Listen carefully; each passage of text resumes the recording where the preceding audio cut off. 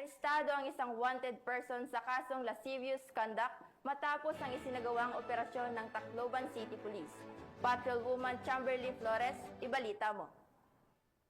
Ng mga otoridad ang isang lalaking wanted person na may kasong lascivious conduct matapos mahuli sa Barangay 91 Abukay, Tacloban City. Naaresto ang akusado bandang alas 2:30 ng hapon ng mga tauhan ng Tacloban City Police Station 2 sa bisa ng warrant of arrest para sa kasong lascivious conduct na may inirekomend ng piyansa na 200,000 pesos para sa pansamantalang kalayaan. Dinala ang akusado sa Tacloban City PS2 para sa kukulang dokumentasyon at tamang disposisyon. Patunay lamang na ang Tacloban City PNP ay hindi nagpapabaya sa kanilang sinumpaang tungkulin na hulihin ang mga taong tiwalag sa batas upang mapanatiling ligtas ang komunidad nang sa gayon may patupad ang kapayapaan ng bansa para sa ligtas at maunlad na bagong Pilipinas.